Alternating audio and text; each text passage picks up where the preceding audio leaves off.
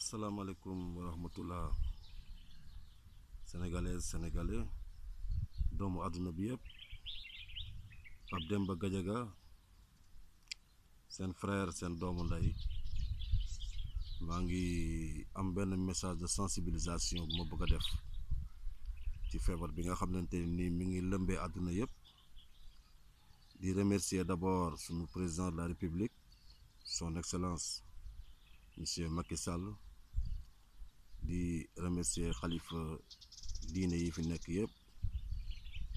rawatina sëñ Muntaxa mi nga xamante ni moo fi toogal Sëriñ Touba di wax ni ginnaaw ba ñu sante yàlla julli ci Yonent bi sallallahu alayhi wa sallam ñu ngi remercier këru diine yëpp di wax ni Sénégal feebar dugg na fi jóge ci àdduna bi bàyyikoo ci Chine ñu koy wax coronavirus. Message bi may indi nag di message de sensibilisation pour que ñëpp xam ne dépassé nañu stade boobu nga xamante ni moom lañuy wax gëm nañu ko wala gëmuñu ko. Donc je pense que ne ñëpp gëm nañu feebar bi nag ne feebar bi lu am la. Man nag en tant que acteur de développement, en tant que homme politique depuis la commune de Kër Massar, maa ngi woo sama mbokku politiciens yëpp di leen wax ni ce combat doit être mené par tous les acteurs de développement yi nga xamante ni dañuy yëngu ci wàllu social ak wàllu développement. Di amu ci xaaj ak seen ñëpp laa woo nag ci li nga xamante ni mooy sensibilisation bi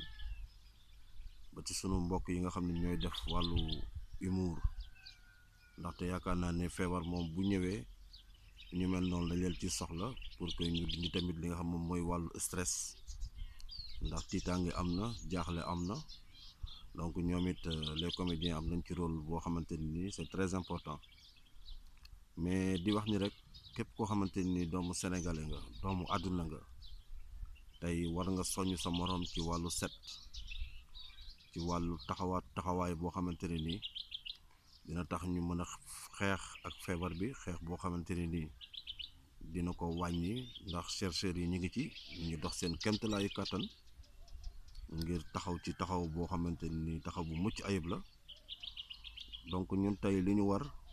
en tant que des humains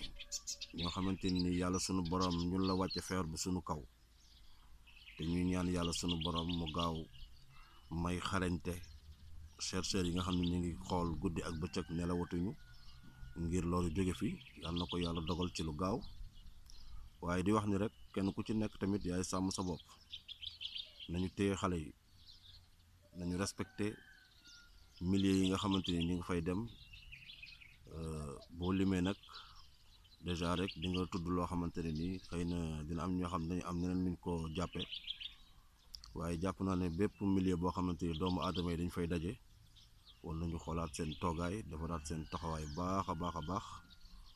ndaxte feebar bi li muy gën a bañ mooy ay dajaloo. rawatina ñun waa Sénégal nga xamante ne dañu fonk lool nuyoo ak saafonte, loolu jikko la boo xamante ne nii feebar bi ci lu mu gën a bañ la. waaye nag jàpp nañ ci histoire feebar boo xamante ni bu ñëwee ci àdduna kenn ku ci nekk yow yaay sàmm sa bopp, yaay xool li nga xamante ni feebar bi loolu moo la ci muccal nga taxawee taxawaay boobu. te bokk na ci wàññi nuyoo yi, wàññi yenn jotaay yi nga xamante ne nii dafay tax feebar bi gën a am benn croissance. te loolu yaakaar naa ne doomu aadama yi rek ñoo ci war a mën a farlu. man nag sama vidéo bi ma def tey yërmande ak dëggal li nga xamante ni moom la président de la république def, di ko ci remercier bu baax a baax ci acte bu noble bi mu def. parce que kilifa boo yilifal ton ni am réew war nga bu balaa duggee ci réew mi nga indi sa kàddu teg say dispositif yoo xam ne moom mooy tax population bi mucc, àdduna wërngal këpp yëpp mucc. ndax noonu la ko yeneen réew yëpp tey taxawoo ci seeni réew di defar, di soññ seen population ngir rek feebar bi bañ a am benn croissance. kon nag ma leen di wax ni rek feebar bi lu am la, bu kenn ne feebar bi amul, feebar bi lu am la, lu nekk la te ñi mu jàpp ñoom bañ tëraleen ci lalu hôpital yi xam nañ ne lu am la. kon donc ñooñu du ñoom ñooy weddi na feebar bi amul, te ñu ngi ñaan yàlla sunu borom mucc ci feebar bi, ndax feebar bi dafay jël bakkan te yàlla ñu ci yàlla musal ba bu mu jël benn bakkan ci Sénégal, ndax jël na ay bakkan yu bari ci àdduna, ci yenn réew yi jël na fa ay bakkan. kon ñuy wax ni rek nañu bàyyi yenn information yoo xamante ne ni dafay tax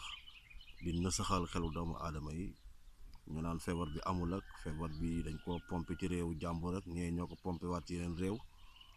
balaa nag buy ñëw sunu borom nu nekk la koy manifester te fu nekk la koy wàcce,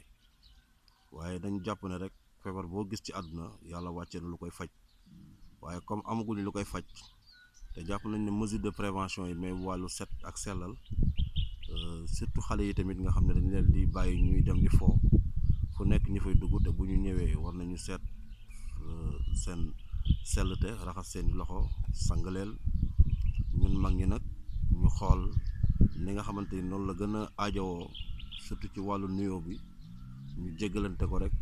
tey liyaar baax na ci, parce que feebar la boo xamante ni li muy bañ mooy contact corporel yi nga xamante ni dañ koy def, te loolu yaakaar naa ne kenn ku ci nekk war nga mën a sàmmal sa bopp ak sàmmal sa morom wér-gu-yaramam. ma leen di sant di leen gërëm di leen remercier, incha allah ci beneen vidéo, waaye di leen xamal ni rek feebar bi lu dëggu la te lu jaram moytu la. asalaamaaleykum wa rahmatullah.